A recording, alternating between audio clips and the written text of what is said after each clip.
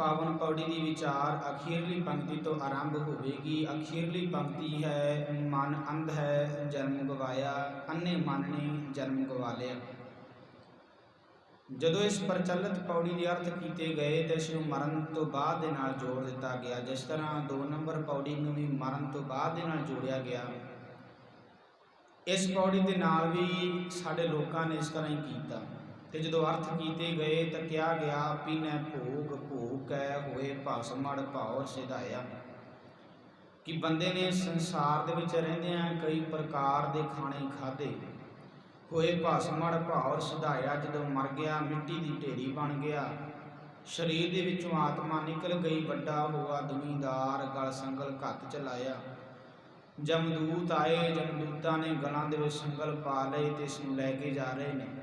ਅੱਗੇ ਕਰਨੀ ਕੀਰਤ ਵਾਚੀ ਹੈ ਵਹਿ ਲੇਖਾ ਕਰ ਸਮਝਾਇਆ, ਜਦੋਂ ਉੱਤੇ ਲਿਜਾਇਆ ਗਿਆ ਇਸ ਨੂੰ, ਇਸ ਦੀ ਕਰਨੀ ਕੀਰਤ ਵਾਚੀ ਗਈ ਤੇ ਕਹਿੰਦੇ ਅੱਗੇ ਕਰਨੀ ਕੀਰਤ ਵਾਚੀ ਹੈ ਵਹਿ ਲੇਖਾ ਕਰ ਸਮਝਾਇਆ। ਜਦ ਕਰਤੂਤਾਂ ਇਸ ਦੀਆਂ ਵਾਚੀਆਂ ਗਈਆਂ ਤਾਂ ਕਹਿੰਦੇ ਚਿੱਤਰਗੁਪਤਾਂ ਨੇ ਰਜਿਸਟਰ ਖੋਲ੍ਹ ਲਿਆ, ਇੱਕ ਚੰਗੇ ਕੰਮਾਂ ਵਾਲਾ ਹੈ, ਇੱਕ ਮੰਦੇ ਕਰਮਾਂ ਵਾਲਾ, ਥਾਉ ਨਾ ਹੋਵੀ ਪਾਉਂਦੀ ਹੁਣ ਸੁਣੀਐ ਕਿਆ ਰਵਾਇਆ। ਕਹਿੰਦੇ ਜਦੋਂ ਵਿਚਾਰ ਕੀਤੀ ਗਈ ਕਰਤੂਤਾਂ ਮਾੜੀਆਂ ਸਨ ਤੇ ਵਿਚਾਰ ਕੀਤੀ ਗਈ ਕਿ ਇਸ ਨੂੰ ਸਵਰਗ ਵਿੱਚ ਸੁੱਟਿਆ ਜਾਏ ਜਾਂ ਨਰਕ ਦੇ ਵਿੱਚ ਸੁੱਟਿਆ ਜਾਏ, ਤੇ ਜਦੋਂ ਕਰਤੂਤਾਂ ਮਾੜੀਆਂ ਨਿਕਲੀਆਂ ਫਿਰ ਇਸ ਨੂੰ ਜੁੱਤੀਆਂ ਪਈਆਂ, ਫਿਰ ਇਹ ਰੋਂਦਾ ਹੈ, ਮਨ ਅੰਧਾ ਜਨਮ ਗਵਾਇਆ ਤੇ ਅੰਨੇ ਮਨ ਨੇ ਜਨਮ ਗਵਾ ਲਿਆ। ਹੁਣ ਉੱਤੇ 4 ਪੰਕਤੀਆਂ ਦੇ ਵਿੱਚ ਮਰਨ ਤੋਂ ਬਾਅਦ ਦੀ ਗੱਲ ਹੋ ਰਹੀ ਹੈ ਤੇ ਅਖੀਰਲੀ ਪੰਕਤੀ ਦੇ ਵਿੱਚ ਪਾਤਸ਼ਾਹ ਜੀ ਨੇ ਮਨ ਦੀ ਗੱਲ ਕੀਤੀ ਆ, ਮਨ ਅੰਧਾ ਜਨਮ ਗਵਾਇਆ। ਅਸਲ ਦੇ ਵਿੱਚ ਕਈ ਵਾਰ ਗੱਲ ਛੋਟੀ ਜਿਹੀ ਹੁੰਦੀ ਹੈ, ਪਰ ਜੇਕਰ ਅਸੀਂ ਉਸ ਨੂੰ ਸਮਝੀਏ ਨਾ ਤਾਂ ਅਸੀਂ ਅਰਥਾਂ ਦੇ ਅਨਰਥ ਕਰ ਦਿੰਦੇ ਹਾਂ। ਜੋ ਅਰਥ ਗੁਰਬਾਣੀ ਦੇ ਬਣਦੇ ਨਹੀਂ ਹੁੰਦੇ ਪਰ ਅਸੀਂ ਉਹ ਸਮਝ ਕੇ ਬਹਿ ਜਾਂਦੇ ਹਾਂ।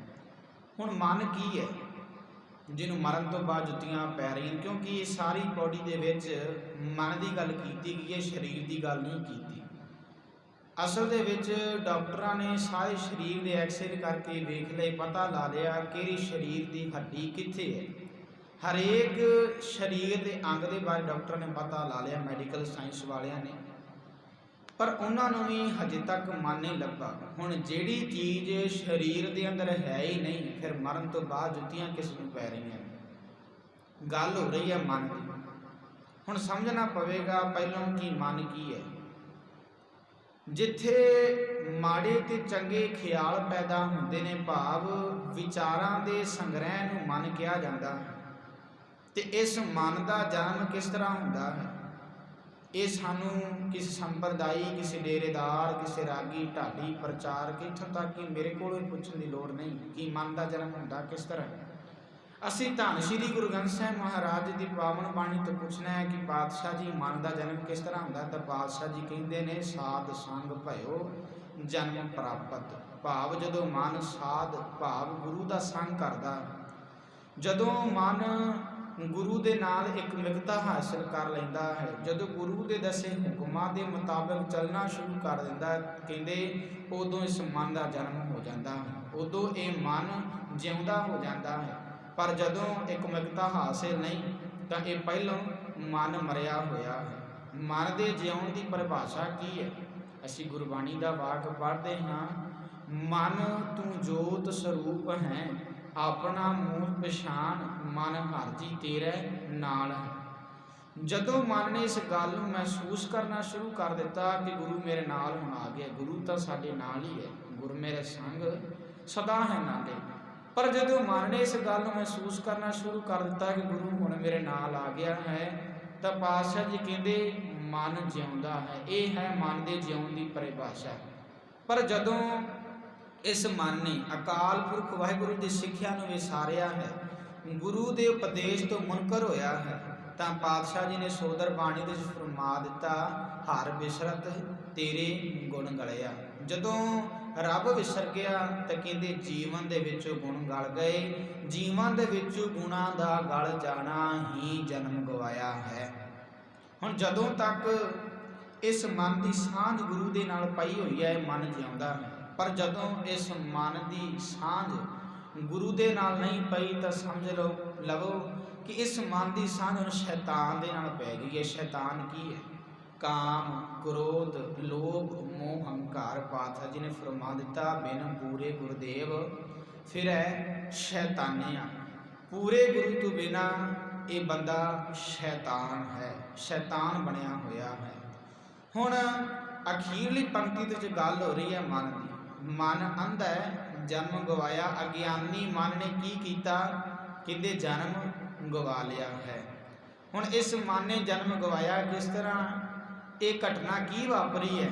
ਇਸ ਸਾਰੀ ਪੌੜੀ ਦੇ ਵਿੱਚ ਪਾਤਸ਼ਾਹ ਜੀ ਨੇ ਸਮਝਾਇਆ ਕਿ ਕਿਹੜੀ ਘਟਨਾ ਵਾਪਰੀ ਤੇ ਇਸ ਅਗਿਆਨੀ ਮਨ ਨੇ ਜਨਮ ਨੂੰ ਗਵਾ ਲਿਆ।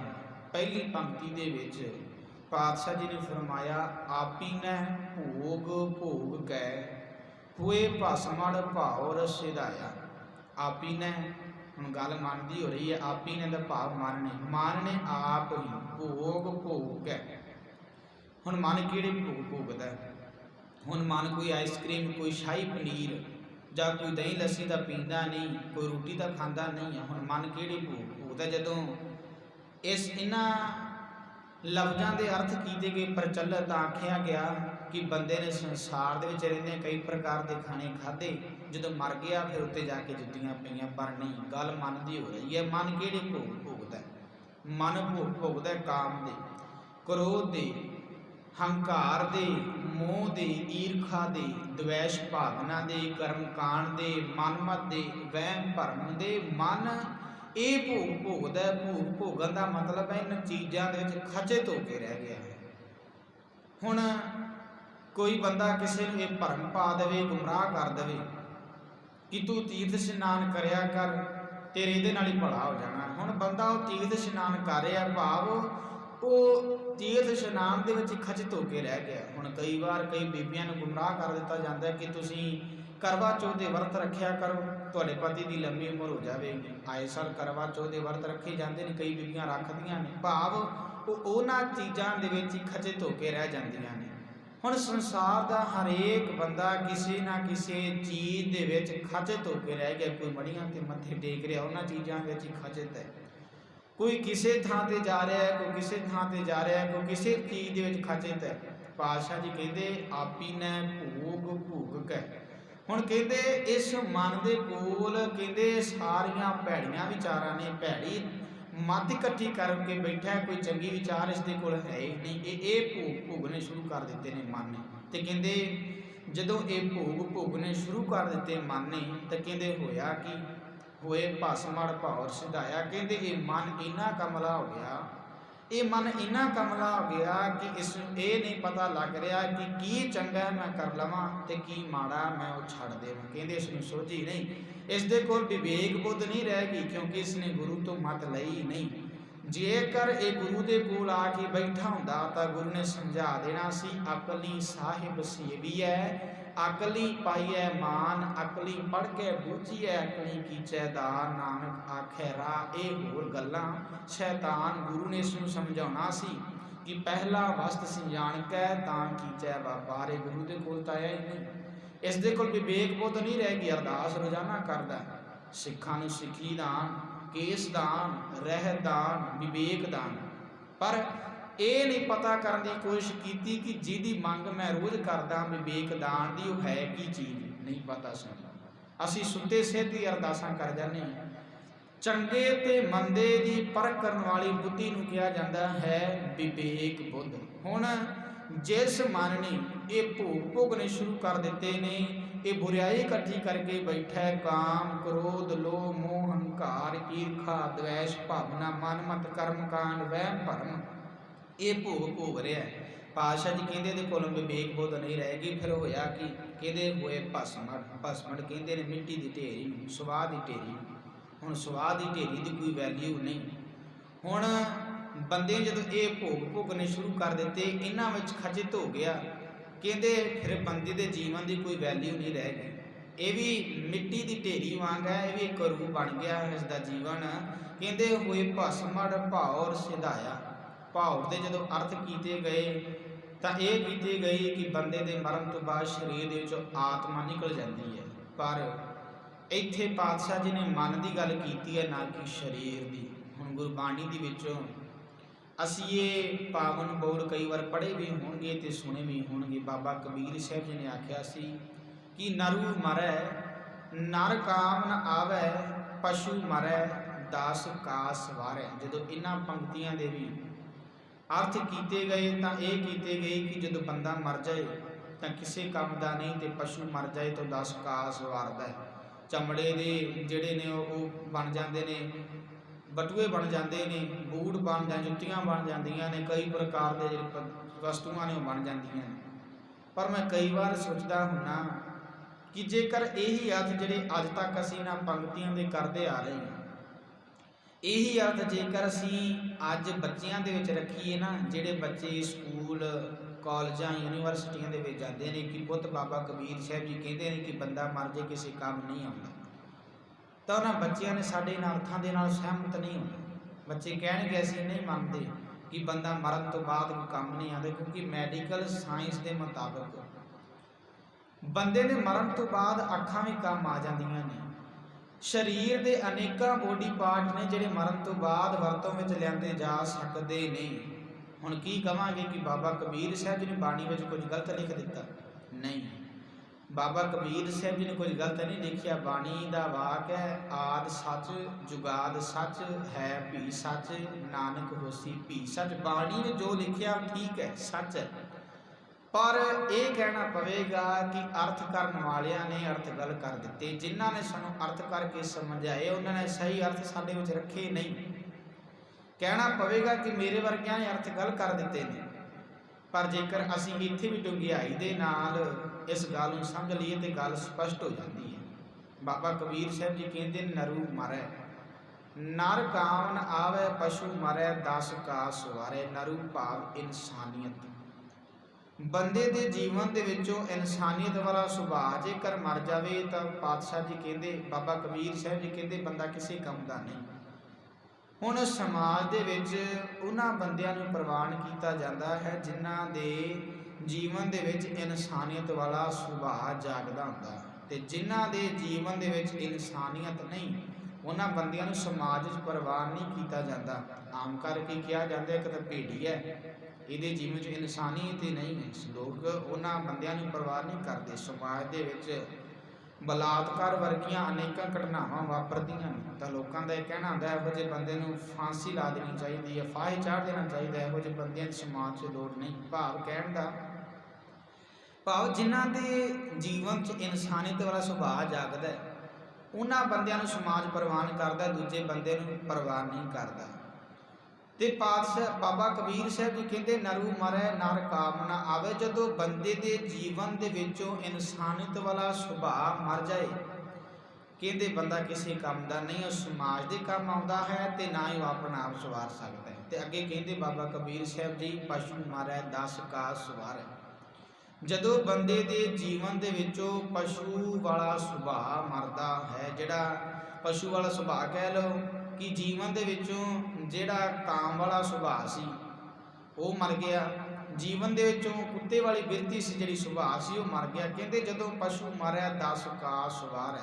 ਕਹਿੰਦੇ ਜਦੋਂ ਪਸ਼ੂ ਬਿਰਤੀ ਮਰ ਜਾਏ ਨਾ ਬੰਦੇ ਦੇ ਜੀਵਨ ਦੇ ਵਿੱਚੋਂ, ਕਹਿੰਦੇ ਫਿਰ 10 ਕਾਸ ਵਾਰਦਾ, ਫਿਰ ਇਹ ਸਮਾਜ ਦੇ ਕੰਮ ਵੀ ਆਉਂਦਾ ਹੈ ਤੇ ਫਿਰ ਇਹ ਆਪਣਾ ਆਪ ਵੀ ਸਵਾਰਦਾ ਹੈ, ਆਪਣਾ ਆਪ ਦਾ ਜੀਵਨ ਵੀ ਚੰਗਾ ਬਣਾ ਲੈਂਦਾ। ਇਹ ਸੀ ਅਰਥ ਬਾਬਾ ਕਬੀਰ ਸਾਹਿਬ ਜੀ ਨੇ ਉੱਥੇ ਕੀਤੇ, ਜੋ ਮੈਸੇਜ ਸਾਨੂੰ ਦੇਣਾ ਕੀਤਾ ਹੈ। ਹੁਣ ਜਿਹੜੀ ਗੱਲ ਪਾਤਸ਼ਾਹ ਜੀ ਨੇ ਕੀਤੀ ਹੈ, ਆਪੀ ਨੇ ਭੂਗ ਭੂਕੈ ਹੋਏ ਭਸਮੜ ਭਾਉਰ ਸਿਧਾਇਆ। ਹੁਣ ਜਦੋਂ ਅਸੀਂ ਗੱਲ ਕਰੀਏ ਗੁਰੂ ਨਾਨਕ ਸਾਹਿਬ ਮਹਾਰਾਜ ਜੀ ਦੇ ਜੀਵਨ ਦੀ, ਤਾਂ ਉਹਨਾਂ ਨੇ ਆਪਣੇ ਜੀਵਨ ਦੇ ਵਿੱਚੋਂ ਪਸ਼ੂ ਬਿਰਤੀ ਨੂੰ ਮਾਰਿਆ ਹੋਇਆ ਹੈ। ਉਹਨਾਂ ਜੀਵਨ ਦੇ ਵਿੱਚ ਪਸ਼ੂ ਬਿਰਤੀ ਮਰੀ ਹੋਈ ਤੇ ਇਨਸਾਨੀਅਤ ਜਾਗਦੀ ਹੈ। ਜਿੱਥੇ ਸਿੱਖ ਧਰਮ ਦੇ ਬਾਨੀ ਗੁਰੂ ਨਾਨਕ ਸਾਹਿਬ ਮਹਾਰਾਜ ਜੀ ਨੇ ਆਪਣਾ ਜੀਵਨ ਸਵਾਰਿਆ, ਉੱਥੇ ਸੱਜਣ ਠੱਗ ਦਾ ਜੀਵਨ ਵੀ ਉਹਨਾਂ ਨੇ ਸਵਾਰਿਆ, ਚੰਗਾ ਬਣਾਇਆ। ਉੱਥੇ ਭੂਮੀਏ ਚੋਰ ਦਾ ਵੀ ਜੀਵਨ ਨੂੰ ਚੰਗਾ ਬਣਾਇਆ ਹੈ। ਗਿਣਤੀ ਨਹੀਂ ਇਤਿਹਾਸ ਦੇ ਵਿੱਚ ਗੁਰੂ ਨਾਨਕ ਸਾਹਿਬ ਮਹਾਰਾਜ ਜੀ ਨੇ ਕਿੰਨੇ ਕੁ ਲੋਕਾਂ ਦੇ ਜੀਵਨ ਨੂੰ ਸਵਾਰਿਆ, ਗਿਣਤੀ ਨਹੀਂ ਕੀਤੀ ਜਾ ਸਕਦੀ, ਕਿਉਂਕਿ ਉਹਨਾਂ ਨੇ ਪਸ਼ੂ ਬਿਰਤੀ ਨੂੰ ਮਾਰਿਆ ਤੇ ਇਨਸਾਨੀਅਤ ਜਾਗਦੀ ਹੈ। ਹੁਣ ਪਾਤਸ਼ਾਹ ਜੀ ਕਹਿੰਦੇ ਆਪੀ ਨੇ ਭੂਗ ਭੂਕੈ ਹੋਏ ਭਸਮੜ ਭਾਉਰ ਸਿਧਾਇਆ।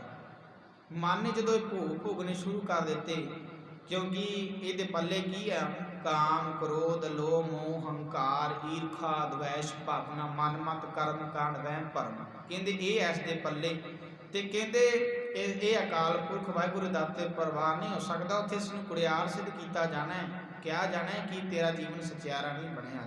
ਕਹਿੰਦੇ ਫਿਰ ਹੋਇਆ ਕਿ ਜਦੋਂ ਇਸ ਦੇ ਪੱਲੇ ਹੈ ਹੀ ਸਿਰਫ ਭੈੜੀ ਵਿਚਾਰ, ਕਹਿੰਦੇ ਹੋਏ ਭਸਮੜ।